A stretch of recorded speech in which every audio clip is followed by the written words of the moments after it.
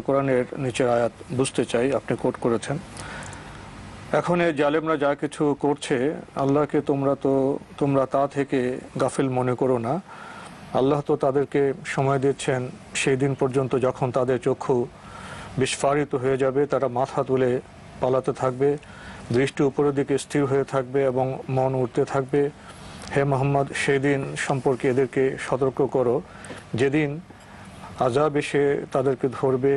সে সময় জালেমরা বলবে, হে আমাদের রব, আমাদেরকে একটুখানি অবকাশ দাও, আমরা তোমার ডাকে সাড়া দেব এবং রাসূলদের অনুসরণ করব। সূরা ইব্রাহিমের 42 থেকে 44 নম্বর আয়াতের কথা আপনি উল্লেখ করেছেন, প্রশ্ন করেছেন। গাফিল না হয়ে সময় দিচ্ছেন, এর মানে কি? জালেম কারা?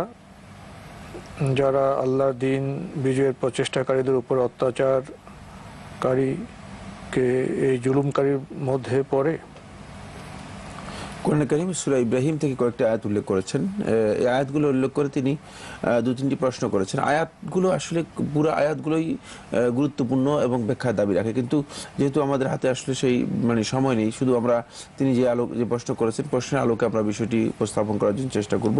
প্রথমে যে গাফিল নয়, আল্লাহ রাব্বুল আলামিনকে যে বলেছেন, আল্লাহ সুবহানাহু ওয়া তাআলা নিজেকেই বলেছেন, ওয়াল্লাহু বিগাফিলিন আম্মা ইয়া'মালুয যালিমুন। যালিমরা যেগুলো করছে এগুলোর ব্যাপারে আল্লাহ সুবহানাহু ওয়া তাআলা গাফিল নয়, অমনোযোগী নন।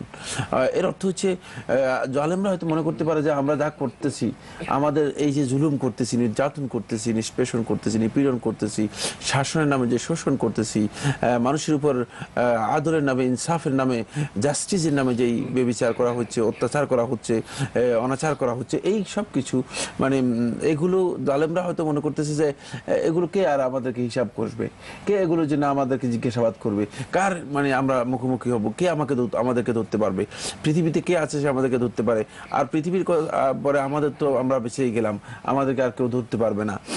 তাদের এটি জানা নেই যে আল্লাহ সুবহানাহু ওয়া তাআলা মূলত তাদের প্রত্যেকটি কাজের ব্যাপারে একেবারেই পুঙ্খানুপুঙ্খ আল্লাহ রাব্বুল আলামিনের ইলমের মধ্যে রয়েছে। আল্লাহ রাব্বুল আলামিন জানেন এবং আল্লাহ সুবহানাহু ওয়া তাআলা এই বিষয় সম্পর্কে তাদেরকে জিজ্ঞেস করবেন। এগুলোর তাদেরকে অবশ্যই জবাবদিহি এর মুখোমুখি হতে হবে। এখানে আল্লাহ সুবহানাহু ওয়া তাআলা এই বিষয়টি স্পষ্ট করে দিয়েছেন। আল্লাহ রাব্বুল আলামিন বলে দিয়েছেন যে তোমরা হয়তো ধারণা করতে পারো যে আল্লাহ তাআলা হয়তো আমাদের দিকে খেয়াল করতেছেন না। কিভাবে ধারণা করবে জালিম ব্যক্তি যখন জুলুম করে পার পেয়ে যায়, যেমন একজনের উপর জুলুম করলো, দ্বিতীয় ব্যক্তির উপর জুলুম করলো, একজন মাল আত্মসাৎ করলো, আরেকজনের বাড়ি লুট করলো, আরেকজনকে অন্যায়ভাবে তার উপর মারপিট করলো।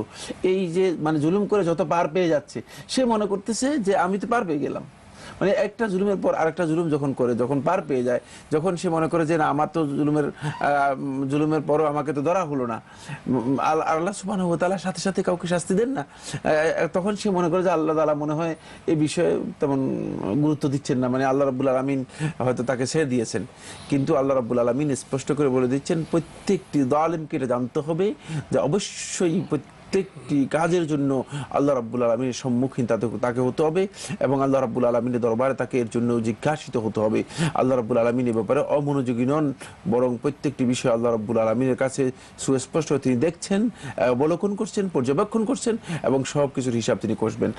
এই জন্য আল্লাহ সুবহানাহু ওয়া তাআলা বললেন যে আল্লাহ রাব্বুল আলামিন অমনোযোগী নন। এরপরে আল্লাহ তাআলা বলছেন, ইন্নামা ইউআখিরুহুম লিয়াউমিন তাশখাসু ফীহিল আবসার, যে আল্লাহ রাব্বুল আলামিন ইউআখিরুহুম, তাদেরকে অবকাশ দিচ্ছেন, সুযোগ দিচ্ছেন, অবকাশ দিচ্ছেন। কেন এই কথাটা বলছেন? এই জন্য যে আমরা অনেকে যারা আল্লাহর প্রতি ঈমান আনে আর যাদের ঈমানের মধ্যে দুর্বলতা আছে, তারা অনেকে মনে করে, কিরে এই লোকটাকে, এই গোষ্ঠীকে, এই জাতিকে, এই দলকে কেন আল্লাহ তাআলা এত পাওয়ার দিচ্ছে, কেন এত ক্ষমতা দিচ্ছে, তারা এত জুলুম করার পরে তারপরেও দেখছি আল্লাহ রাব্বুল আলামিন তাদেরকে সুযোগ দিয়ে দিচ্ছেন। তো আমরা মনে করি যে মনে হয় যেন আল্লাহ তাআলা তাদেরকে আল্লাহ তাআলা সন্তুষ্ট চিত্তে তাদেরকে ছেড়ে দিয়েছেন। ব্যাপারটি এমন নয়, বরং আল্লাহ সুবহানাহু ওয়া তাআলা বলতেছেন যে ইন্নামা ইউআখিরুহুম, তাদেরকে অবকাশ দেওয়া হচ্ছে।